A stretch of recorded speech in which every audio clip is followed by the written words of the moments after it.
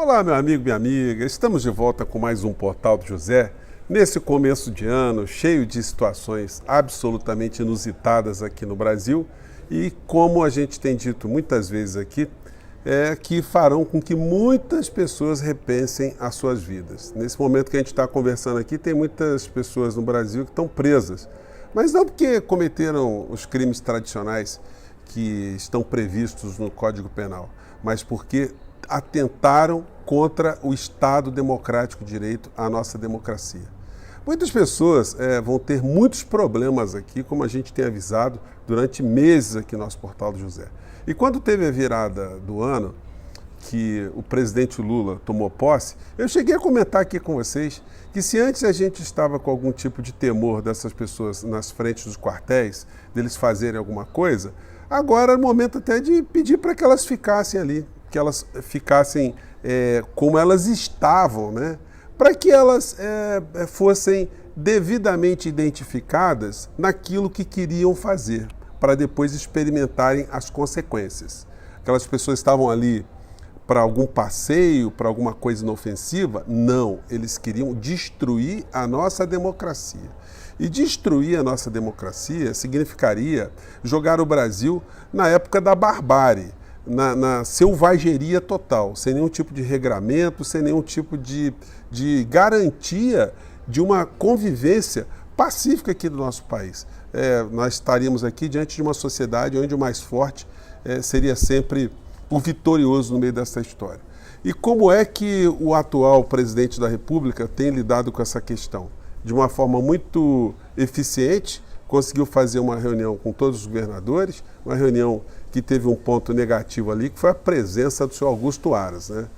De uma forma absolutamente hipócrita, dizendo que fez alguma coisa para defender a democracia, quando a única coisa que ele fez ao longo desse tempo todo à frente da PGR foi proteger o crime permanente que o governo Bolsonaro fez contra o povo brasileiro, causando mortes, e isso tem que ser relevado pelo futuro Procurador-Geral da República. Deve ter sido muito desconfortável para o Lula ter assistido ali a fala dessa criatura. Enfim, mas faz parte do jogo da política, né?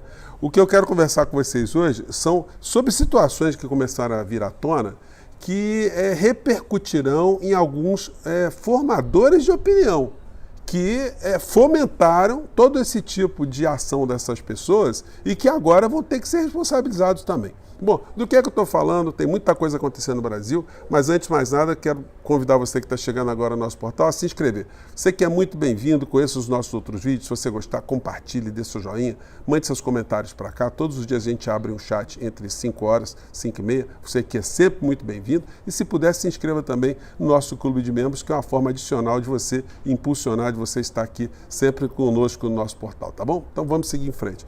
Gente, eu começo aqui primeiro com a fala de uma senhora, né, que eu exibi ontem. Hoje tá um pouquinho melhor aqui, e ela está presa, tá? Que mostra como algumas pessoas ingressaram nessa montanha-russa sem saber o que ia acontecer, né? Ou pelo menos achando que não ia acontecer absolutamente nada. Então, eu vou compartilhar aqui primeiro a fala de uma senhora que certamente está espelhando o que muitas estão experimentando nesse momento. O pânico de enfrentarem uma cadeia. Vamos lá. Pela Polícia Militar entrar dentro desses ônibus aqui. O Exército nos entregou para a polícia.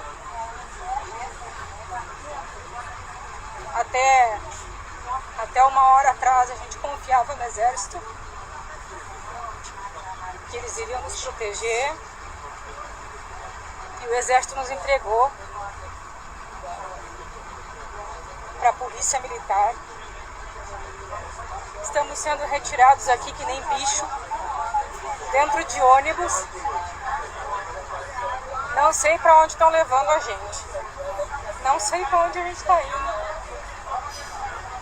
Nos deram prazo de 1 hora para evacuar. Minha senhora. Estamos cercados. Quando as pessoas são presas, normalmente ela não sabe para onde está indo, né? A não ser que ela seja uma criminosa, quanto mais já saiba o roteiro das prisões de uma maneira geral. Então, a senhora agora deve estar, enfim, deve ter feito suas ligações, tem direito de ligar para um advogado, para tentar ali algum tipo de apoio, né? Que não será muito possível, porque depois da audiência de custódia, como eu comentei mais cedo com vocês aqui, o juiz ali vai determinar o tipo de prisão, o tipo de tratamento que vai ser dado para essas pessoas. E diante de tudo que aconteceu, ontem o presidente Lula conseguiu fazer uma reunião com os 26 governadores do estado e do Distrito Federal em exercício. E todos eles, estava o Tarcísio, estava o Zema, estava o Cláudio Castro, Rio de Janeiro, São Paulo, Minas Gerais. Todos eles ali hipotecando solidariedade ao governo federal e também aos poderes da República, o que deixou essa gente no isolamento absoluto, né? Então, pois bem, quiseram desafiar o Estado democrático de direito, quiseram enfrentar as instituições, acharam que o Exército era uma espécie de mordomo que toma conta de criminoso, e agora eles percebem que o Estado democrático não é para defender vagabundos e vigaristas, mas defender a nossa pátria, sobretudo em relação a agressões externas e não para questões internas aqui, como eles achavam que poderia acontecer. Pois bem, e aí tem uma chamada que foi feita aqui pelos bolsonaristas mais ilustres desse universo, que eu quero compartilhar aqui com vocês, porque essa gente toda agora vai ter que se explicar com a justiça, porque eles são copartícipes ou são coautores, eles fazem parte de uma organização criminosa, como disse o ministro da Justiça, Flávio Dino, a conduta de cada um e as consequências do que aconteceu aqui no Brasil serão tipificadas, serão colocadas para cada um. Eu vou colocar aqui para vocês algum trechinho aqui, eu não sei, acho que colocar tudo aqui vai ficar muito longo, mas eu acho que dá para sacar aqui quem são as criaturas e o que tipo de situação elas acabaram por fomentar aqui no Brasil. Vamos lá, pegar aqui do começo, vamos lá. Vou botar aqui o áudio mais alto, vamos lá. Fale aqui, meu filho.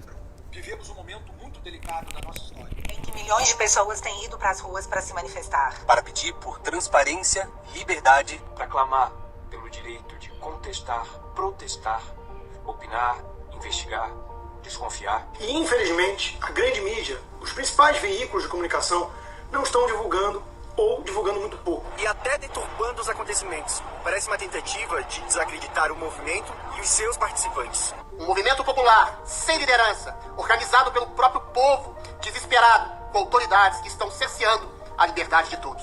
E além de não mostrar o tamanho gigantesco... Gente, tem um negócio, deixa eu fazer uma pausa aqui. Tem um negócio que é o seguinte, muitas dessas criaturas aqui já estão no inquérito lá das fake news. Muita gente já está com problema com a justiça. Então, isso potencializa uma série de investigações que correm, inclusive, contra essas pessoas. Vamos pegar aqui mais um trecho aqui. Tem umas figuras aqui, tanto quanto exóticas, né? Que a gente poderia chamar, como o Nelson Rodrigues chamava, né? Bonitinha, mas ordinária. Vamos ver aqui essa senhora aqui. Vamos lá, 1, 2, 3 e... Ainda se referem aos nossos atos como antidemocráticos e criminosos. Não se deixe enganar. Numa democracia não é crime ter dúvidas. Numa democracia, não é crime questionar. Numa democracia não é crime avaliar indícios e suspeitar de resultados. Em uma democracia, não é crime pedir esclarecimentos. Em uma democracia, não é crime se expressar. Todas essas coisas são crimes em regimes totalitários, em ditaduras. Mas em uma democracia, não. E nós somos uma democracia. Você tem a liberdade de se manifestar se quiser. Para ir para as ruas, se quiser. Muitas coisas foram conquistadas em nosso país dessa forma. Talvez você não saiba o que Pois está bem. acontecendo no Brasil nessas mobilizações. E agora, gente? Como é que vai ficar? No final aqui eles fazem aqui um roteiro de reivindicações, né? Se quiser aparecer, vamos pegar aqui o trechinho final, vamos lá. Mostrem para o Brasil e para o mundo o que está acontecendo aqui. Somos milhões que queremos respostas. Somos milhões que queremos esclarecimentos. Censura e calar quem está apenas pedindo para ser ouvido não está certo. E você sabe disso. Por favor, nos ajude. Nos ajude. Nos ajude. Nos ajudem. Nos ajudem.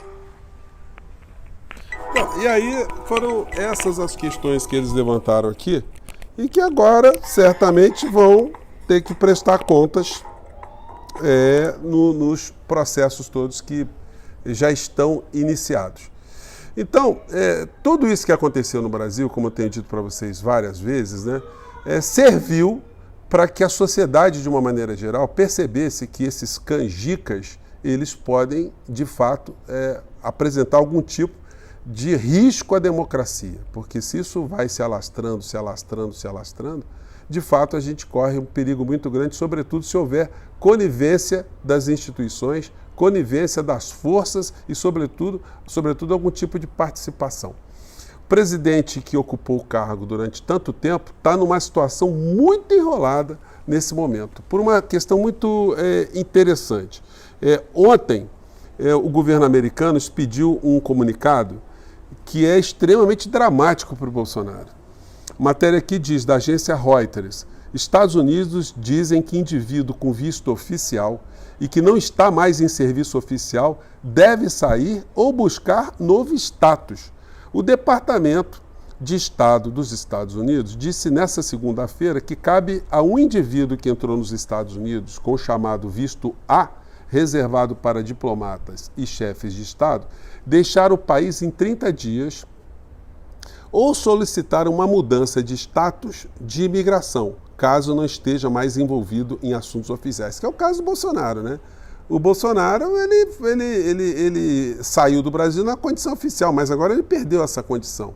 Então ele vai ter agora que ou sair do Brasil, quer dizer, sair dos Estados Unidos em 30 dias, é o prazo que ele tem, ou então resolver a situação do visto dele. Será que terá alguma autoridade no Brasil que vai facilitar alguma situação para o Bolsonaro, para ele continuar evadindo-se da nossa pátria e no futuro se evadir dos processos judiciais?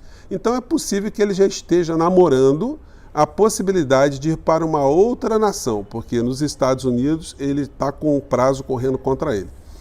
Aqui, seguindo a matéria da Reuters, o ex-presidente Jair Bolsonaro voou para a Flórida 2 dias antes de seu mandato terminar em 1º de janeiro, antes que seus apoiadores invadissem e depredassem a sede dos 3 poderes em Brasília no domingo, e acredita-se que ele tenha obtido tal visto.